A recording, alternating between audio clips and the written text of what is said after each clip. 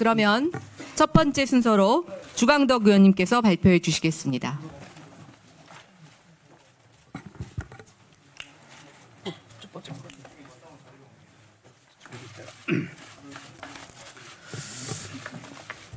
존경하는 국민 여러분, 그리고 언론인 여러분.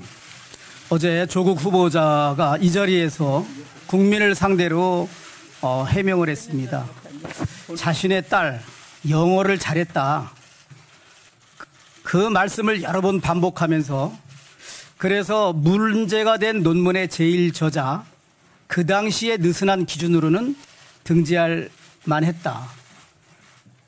따라서 영어를 잘했기 때문에 고려대학교 합격에도 문제가 없었다. 이런 답변을 했습니다.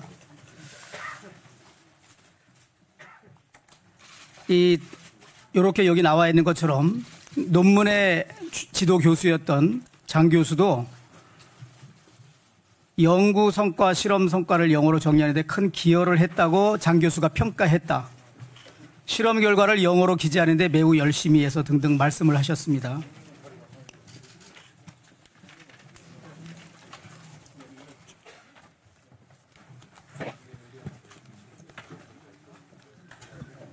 제1 저자로 등재된 논문의 제목입니다.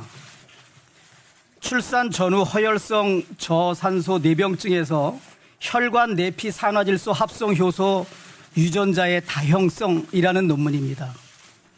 국민 여러분, 언론인 여러분, 제가 이거를 10번, 20번 우리 말로 읽어봐도 이 논문의 제목조차 이해할 수가 없습니다.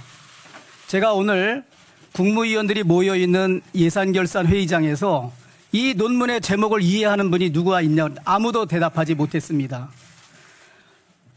후보자의 딸의 한영용호 생활기록부에 기재된 교회 체험 학습 상황에 대해서 2주간의 인턴 생활과 함께 이렇게 4가지의 뜻을 알기 어려운 이런 활동을 2주간에 했다라고 생활기록부에 기재되어 있습니다. 그런데 조국 후보자는 어제 기자간담회에서도 자신의 딸은 한국어를 잘 못했다. 그래서 중학교 때 국어시험만 치면 양을 받았다. 국어 문제를 몰라서 답을 쓸 수 없을 정도였다. 이런 말을 합니다. 이 논문을 이해하고 영어로 하려면 먼저 공동으로 참여한 교수들이 발표한 이 아래 4가지 내용과 위에 논문 제목의 말이 무슨 말인지를 이해해야 영어로 번역하지 않겠습니까? 우리나라 말도 잘 이해하지 못하는 내용을 어떻게 영어로 할 수 있겠습니까? 그래서 정말 이거는 안타깝고 저도 아이 셋을 키우고 있는 아버지로서 이런 내용까지 공개를 해야 되나 인간적인 고뇌가 많았습니다. 그러나 후보자가 국민들께 딸의 논문 제1 저자의 등재가 정당하고 고려대학교 입학에 아무런 법적 문제가 없다는 것을 여러 차례 강변하면서 영어를 잘했기 때문에 그 모든 것이 정당하다는 말씀을 했습니다. 그러나 생활기록부에 나타난 한영외고 1학년, 2학년, 3학년 동안의 성적을 추가로 제보받았습니다. 추가로 제보한 공익제보자는 조국 후보자의 어제 기자간담회에서의 말에 분노가 치밀어 올라서 추가 제보를 합니다. 구체적인 성적 내용은 생활기록부에 이렇게 기재되고 있습니다. 라고 했습니다. 한영외고에는 과목이 16과목 정도가 됩니다. 말하자면 영어만 하더라도 영어회화, 영어 독해, 영어 청해, 영어 문법, 영어 작문 이렇게 많이 세분화되어 있습니다. 그렇게 해서 16과목이라는 겁니다. 이 한국말로 되어 있는 것을 영어 논문으로 만들려면 한국말을 이해하고 영어를 이해해야 되는데 영어 작문, 영어 독해 평가는 상당히 하위 등급입니다. 구체적인 등급으로 하면 대부분 다 6등급, 7등급, 8등급 다 이하입니다. 유일하게 영어 회화는 4등급을 받은 적이 2번 있고 그 영어 회화조차도 6등급도 2번 이상 있습니다. 시간을 조금만. 예, 30초 내로 좀 마무리해 주시기 바랍니다. 네. 이거는 새로운 사실인데 국민들의 알 권리 보장을 위해서 조금 시간을 허용해 주시기 바랍니다. 국민 여러분, 미국 사람이 글자로는 문맹이어도 미국말은 잘합니다. 그러나 그 내용을 이 전문적인 의학 논문을 제대로 번역을 하려면 미국말을 잘하는 걸로, 회화를 잘하는 걸로는 부족합니다. 영어 작문, 영어 독해, 영어 청해, 영어 문법을 알아야만 가능하지 않습니까? 그래서 이 논문의 후보자가 영어를 잘해서 실험 결과를 영어로 기재하는데 매우 열심히 했다, 이 말도 대한민국 국민 일반 상식에도 전혀 맞지 않고 논문을 써본 연구자나 학자들로서는 이거는 전혀 말도 안 되는, 전혀 납득할 수 없는 후보자의 궤변에 가까운 변명이라고 생각을 합니다. 다시 하나 또 주십시오.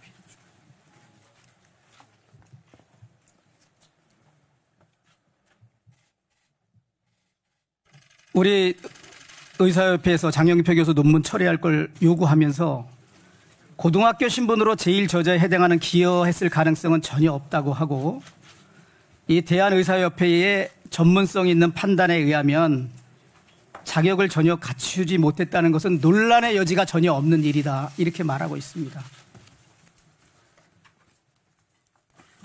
저는 조국 후보자의 어제 여러 가지 딸이 영어를 잘했기 때문에 논문의 제1저자 등재하는 데 문제가 없고 고려대학교 입학에 문제가 없다는 말은 이러한 여러 가지 자료 등에 의해서 완전히 국민에게 거짓 해명을 한 것이라고 확신을 합니다. 결국 우리 청소년들에게 붕어나 가재나 개구리로 살아도 좋다고 하시면서 본인의 딸은 용을 만들기 위하여 발벗고 나서서 황제 스펙을 만들어주고 했던 가장 위선의 극치가 아닌가. 오늘 동양대학교 검찰에서 압수수색을 했습니다. 그 의미도 상당히 크다고 생각하고 우리 다음 의원님께 답변 기회를 드리도록 하겠습니다. 네, 감사합니다. 다음은 김진태 의원님께서 발표해 주시겠습니다. 뒤에 분들이 좀 많이 순서를 기다리시는 관계로 압축적으로 5분 내에 정리해 주실 것을 부탁드립니다. 네, 김진태 의원입니다. 어제 조국의 기자회견 쇼 잘 보셨습니까? 우리 언론인 여러분들도 고생 많이 하셨을 겁니다. 평생을 특권과 반칙으로 살더니 이제 인사청문회마저도 그렇게 합니다. 혼자 자기 마음대로. 예? 우리 야당이 또 제가 있었으면 그렇게 쉽게 자기 말만 하고 끝내지는 못했을 겁니다. 저는 정말 태어나서 이렇게 거짓말 잘하는 사람 처음 봤습니다.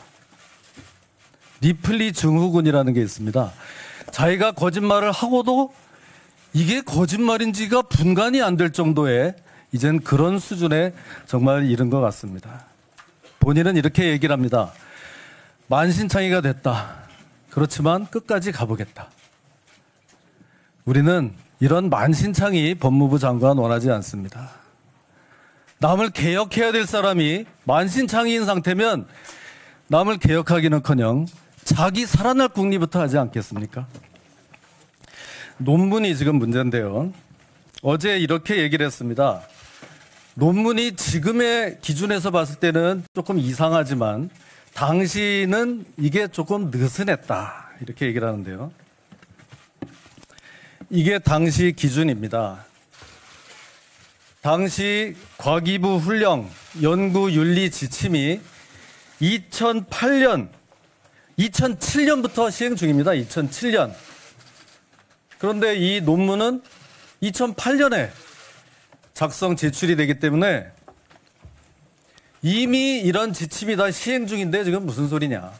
지금만 이상한 게 아니라 그때도 이상하고 윤리 위반이었다. 아예 사기였다.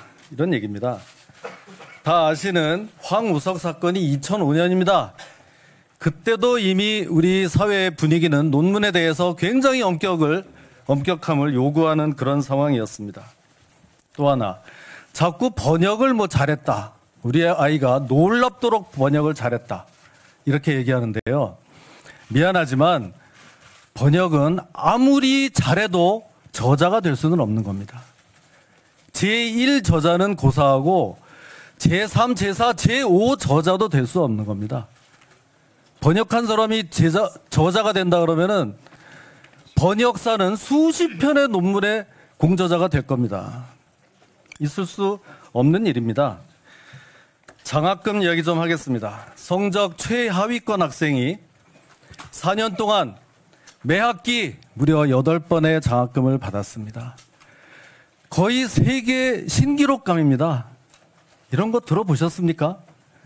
이게요, 그래놓고 신청을 안 했다, 받는지도 몰랐다? 다 거짓말입니다. 신청하게 돼 있고 의대 장학금을 받았는지 안 받았는지 모를 정도로 그렇게 돈이 많습니까? 그걸 말이라고 합니까? 그러면서 또 이렇게 얘기합니다. 그게 국민 눈높이에는 좀 안 맞을지 모르지만 위법은 아니다. 천만의 말씀입니다. 서울대에서 받은 800만 원, 부산의전원에서 받은 1200만 원, 도합 2000만 원은 미안하지만 뇌물죄가 성립될 수 있습니다. 특히 부산의전원 장학금을 준 교수가 부산의료원장이 되고 그 양반이 또 대통령 주치의까지 추천을 했다는 문건이 나오고 있습니다. 이 정도 되면 직무 관련성은 충분하다. 제가 그래서 처음부터 어떻게 부산대 의전원에서 대통령 주치의가 나오냐. 비행기를 타고 청와대를 들락거려야 되겠냐. 말이 안 된다고 했었습니다. 2015년 서울대에서는 생활고로 인해서 자살하는 학생까지 생겼습니다. 출발선이 다른지 몰랐던 불행한 운명을 맞은 한 학생의 이야기입니다. 생년월일 얘기 좀 하겠습니다. 자, 조국 딸의 생년월일이 왔다 갔다 합니다. 제가 봤을 때는 91년, 그래, 본인이 그렇게 얘기합니다. 9월에 태어난 아이를 학교를 일찍 보내려고 2월 달에 보냈다고 합니다. 2월 달에 신고를 했다고 합니다. 그것도 그렇게 할 수 없는 겁니다. 그렇게 23년을 살다가 의전원에 보낼 때는 갑자기 또 9월로 다시 돌아옵니다. 그러면 이 얘기는 뭡니까?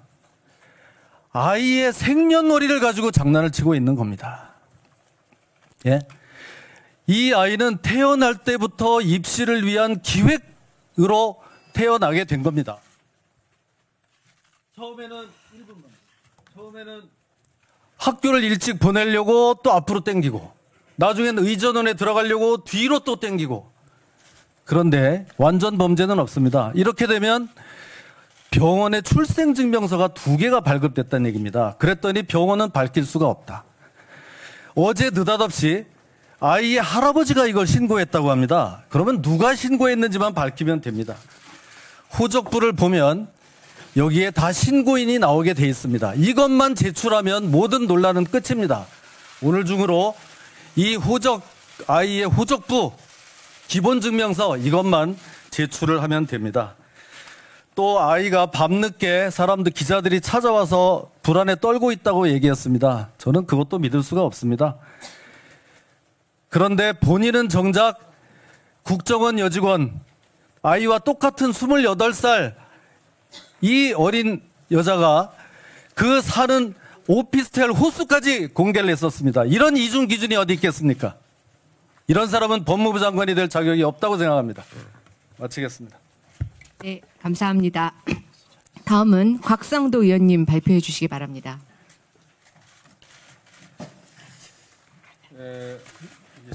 잘 안 되네. 어제 조 후보자가 환경대학원 장학금 관련해서 신청하거나 연락한 적 없지만 선정됐다고 연락받았다고 그렇게 얘기를 했습니다. 그런데 이 자료에 보시면은 장학금 처음 수령한 때는 2월입니다. 입학이 3월인데 2월 달에 받은 겁니다. 이게 가능한 일이라고 생각하십니까? 이게 눈에 누군가 보이지 않는 손이 이렇게 작동을 해서 만들어 준 것 외에는 설명하기가 어렵습니다. 그다음 7월 26일 날 부산대 의전원 면접고사 때 조국 후보자가 딸을 데리고 직접 부산에 갔다고 합니다. 왜 갔느냐?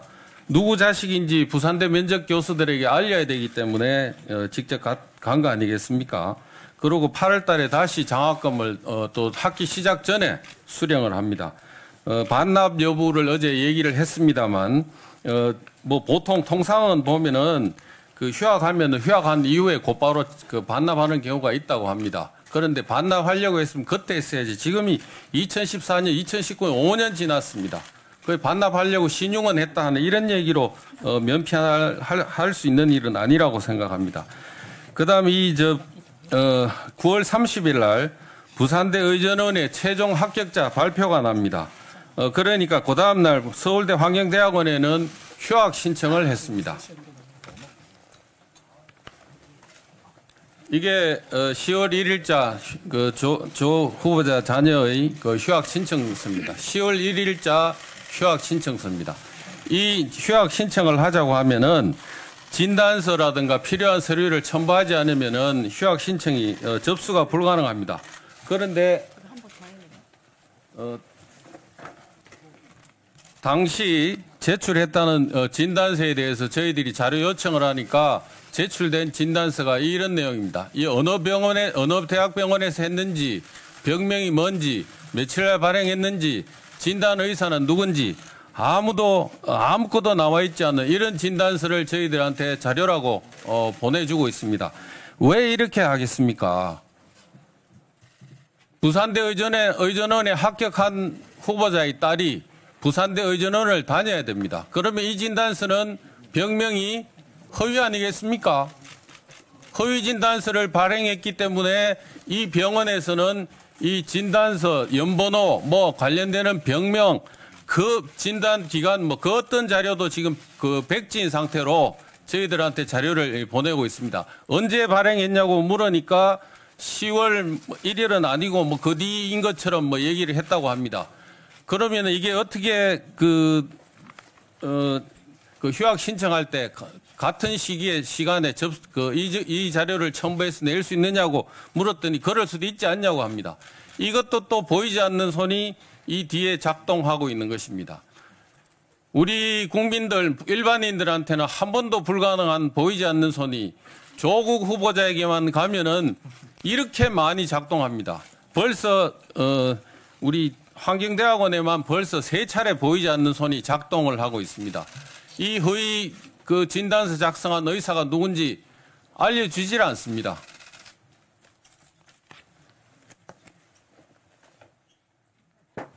그 다음에 의학전문대학원 관련 의혹을 좀 말씀드리겠습니다. 의학전문대학원 관련해서는 부산대 의학전문대학원 관련해서는 2015년 3월 달에 입학을 하고 1학기 때 의전원 성적 미달로 유급이 됩니다. 8월 10일 날 통보되는데 이때까지는 장학금이 지급되지 않았습니다. 그러다가 9월경 유급된 상태입니다. 학교는 이제 못 다니는 유급된 상태에서 조국의 모친 박정숙 이사장이 부산 양산대병원에 그림 4점을 기정했고 10월 7일 날 갤러리 개막식에서 조국 후보자와 함께 만찬을 갔습니다. 만찬에서 42만 원 뭐 같이 식사하고 뭐 말씀은 아무 얘기도 하지 않았다고 합니다만 이때 아무런 얘기가 없었는데 장학금을 주지 않다가 갑자기 그 다음 학기부터 장학금을 주겠습니까? 이런 일은 있을 수가 없는 겁니다. 이 언론에 보도된 자료를 보면은 이 장학금 지급 기준이 특정 학생 지정 안 된다고 하다가 특정 학생 지정이 된다고 하고 또 각 학년 학생 1명 가운데 면담을 통해서 학업 향상 의지가 있는 성실한 학생이라는 규정도 없앴다고 합니다. 기존에는 2명 내지 4명 하던 것을 1명으로 줄여가지고 조국 후보자 딸한테 다 몰아줬습니다. 이런 일이 있고 의전원에 이런 일이 만나고 하는 이런 일이 있고 나서부터 이 장학금이 가능했던 겁니다. 그런데 이 장학금의 성격에 대해서 청탁금지법 위반 내지 뇌물 뭐 이런 걸로 의율 가능하지 않느냐 하는 이런 얘기들이 있습니다. 왜 이러냐?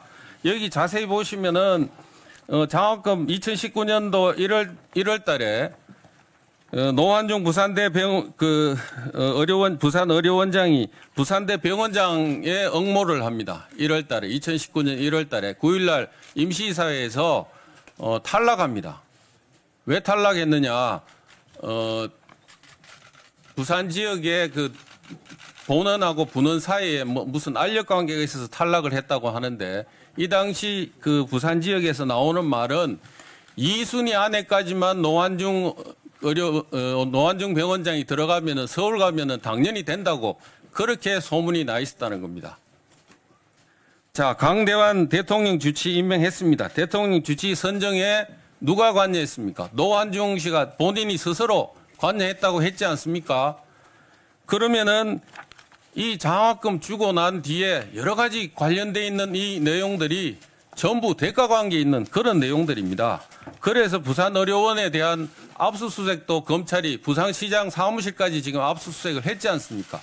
이 모든 절차 진행된 것들이 단순히 장학금 줬다는 게 아닙니다. 장학금을 매개로 해서 돈이 오고 가고 그에 따라서 의료원장 자리, 병원장 자리, 그다음 대통령 주치 자리가 지금 오고 가는 겁니다.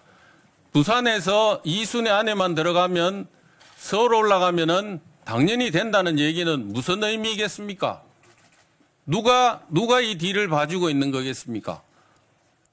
이런 부분에 대해서 분명히 해명을 하고 조국 후보자가 해명하고 답변을 해야 되는데 이런 데 대한 해명은 없고 엉뚱한 얘기만 늘어놓다가 갔습니다. 오늘 관련된 다른 내용들까지 전부 저희들이 다 다른 세션에서 또 추가로 더 말씀을 드리도록 하겠습니다. 네, 감사합니다. 다음은 이은재 의원님 발표해 주시기 바랍니다. 네, 어제 우리 조국 후보자 와서 본인의 논문 표절에 대해서 기자가 질의를 하니까 서울대 진실성위원회에서 이미 밝혀진 부분이기 때문에 아무런 문제가 없다. 이렇게 얘기를 했습니다.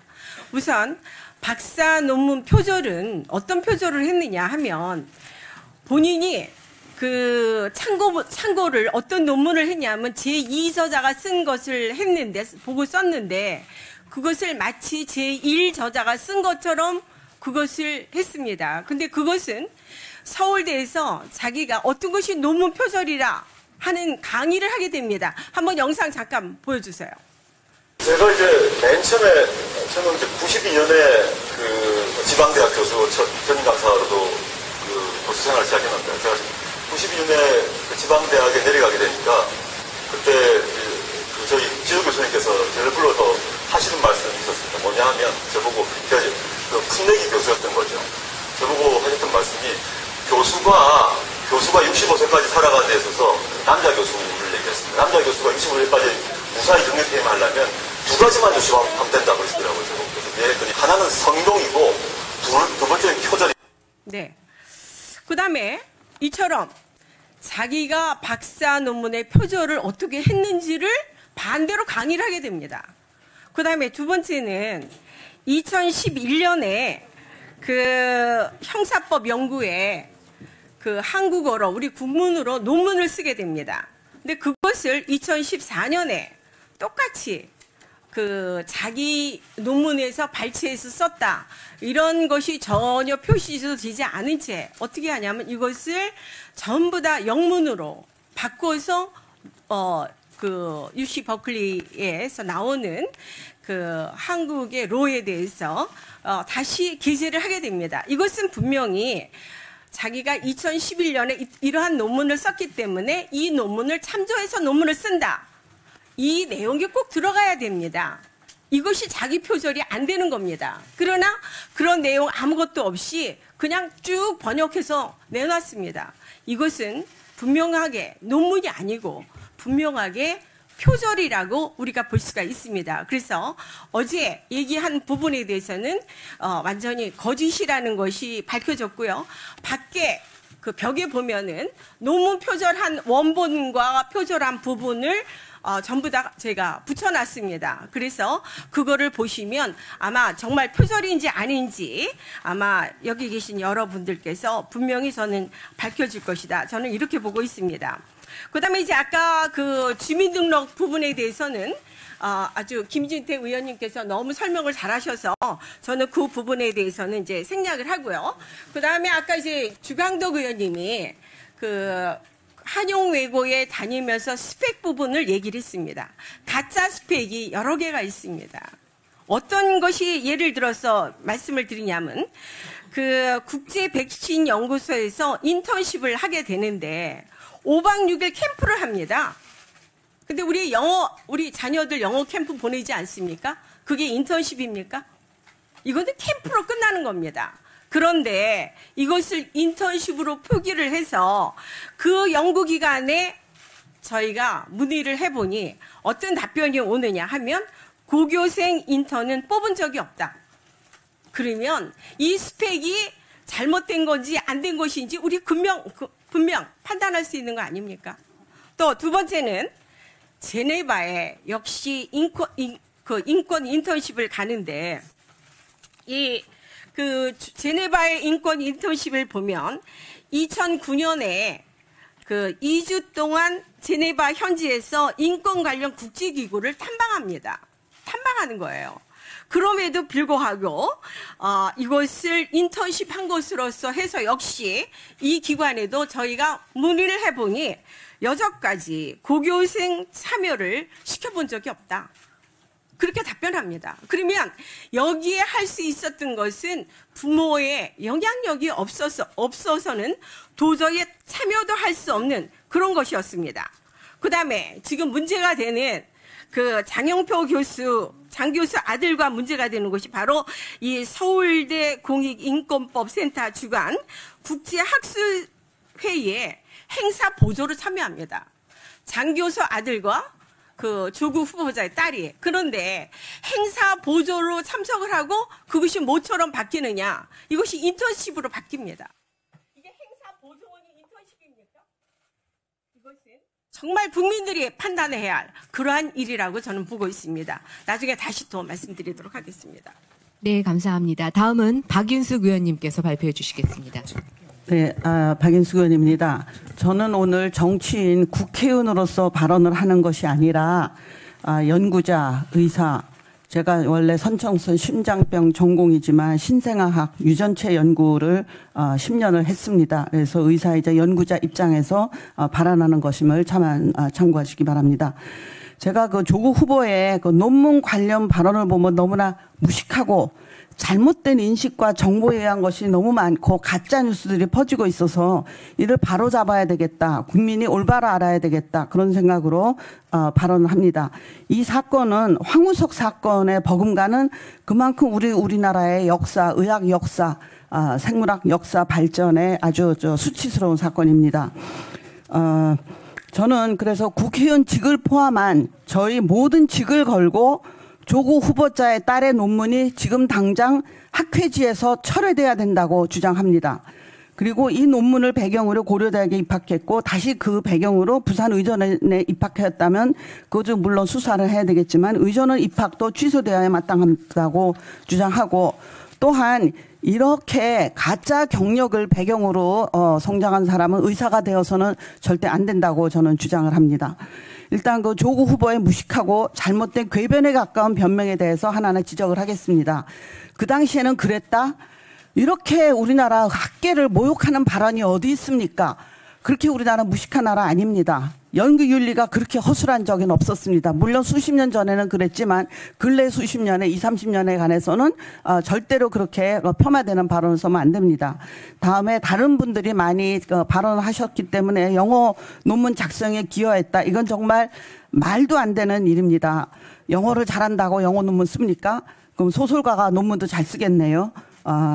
그리고 이 공동 저자 다른 4명 중에 1명은 지금 미국에서 미국 병원에서 일하고 있습니다. 그런 사람을 다 놔두고 또 그 교신 저자, 책임 저자는 30개의 논문을 다 읽고 이 연구를 수행한 사람의 영어 논문을 못 써서 중학교 때 1, 2년 미국 가서 그런 고등학생한테 영어 논문으로 수정을 본다? 영어 못하면 수정 봐주는 회사도 있습니다. 이거는 말이 안 돼도 정말 한참 말이 안 되는 얘기입니다. 그런데 그 아버지가 이렇게 주장을 하고 있죠. 그다음에 인턴 때 아버지가 이 조국 후보가 그런 얘기했죠. 놀랍게 열심히 했다. 그렇기 때문에 제일 저자가 될 수 있다. 이거 절대 불가능한 일입니다. 이것도 제가 저희 직을 걸고 책임지고 이거는 있을 수 없는 일입니다. 그래서 제가 얼마 전에도 기자회견을 했지만 거기에 9가지의 그 논문의 문제를 하나하나 지적을 하는데 아주 간단히 하겠습니다.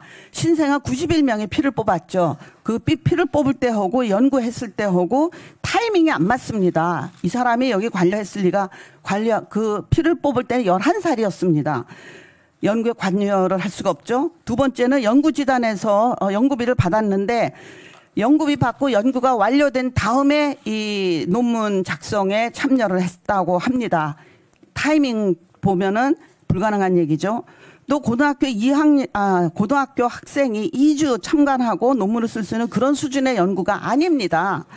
이게 정상 신생아와 뇌 손상 또 폐동맥 고혈압으로 아픈 신생아 91명에서 의무 기록을 검토하고 유전자 분석을 하고 그 통계 처리를 해서 영어 논문을 쓴 겁니다.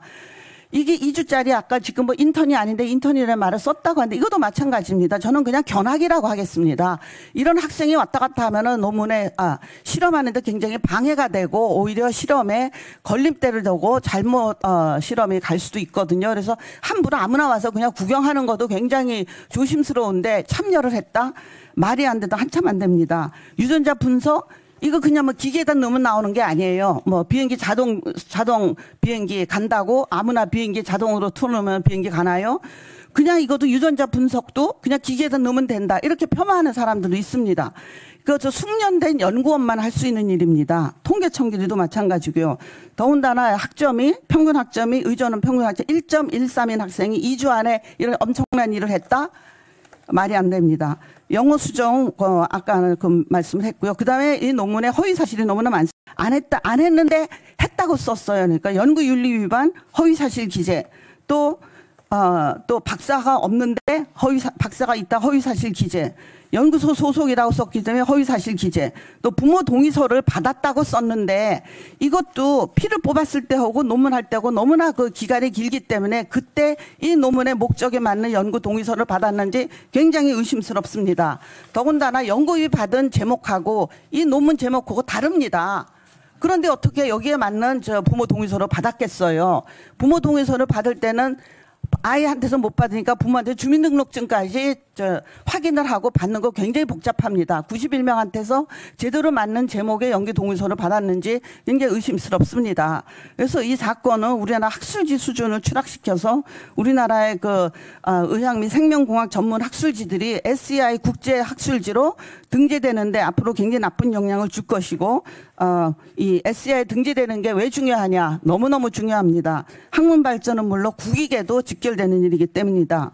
또 하나 소중한 신생아 91명의 소중한 피를 뽑아서 유전자 분석을 한 논문이 한순간에 쓰레기로 되어버렸습니다. 그 아이들과 부모들에게 큰 죄를 진 거고요. 한국연구재단에서 연구비를 받아서 이런 짓을 한 거는 다른 연구자들의 연구 기회를 빼앗은 결과입니다. 철저하고 공정한 수사를 통해서 모든 진실이 밝혀지기를 기대합니다. 이상입니다. 네, 감사합니다. 이제 1세션 마지막으로 김도우 의원님께서 마무리 발언해 주시겠습니다. 조국 후보자에게 한 가지 묻겠습니다. 딸 입시 부정, 장학금 특혜, 논문 제1저자, 사모펀드, 전 재수 명의신탁 등 핵심 의혹 모르쇠로 일관하면서 최소 61차례 몰랐다, 이번에 알았다라는 변명으로 일관할 그런 기자회견 어제 기자간담회 왜 했습니까? 서울대 환경대학원 장학금에 대해서는 후보자는 신청한 적이 없다. 당시 지도교수는 추천한 적이 없다. 그런데 1년간 3학점짜리 딱 한 과목 신청한 조국 후보자의 딸에게는 401만 원씩 장학금이 전달되었습니다. 그리고 부산대 의전원에서는 1,200만 원을 받게 되는데요. 받게 된 경위에 대해서는 지금 검찰 수사가 진행 중이니 밝혀질 것입니다. 그런데 우리 학생들에게 더 미안한 것은 2013년부터 지급되기 시작한 이 소천장학금은 매년 4명에서 6명까지 100만 원에서 150만 원씩 이렇게 지급이 되었습니다. 다수의 학생이 혜택을 받았죠. 그런데 유급관학제를 거듭하는 이 후보자의 딸에게 2016년부터는 한 사람에게만 지급이 됩니다. 조국 후보자는 당시 알았으면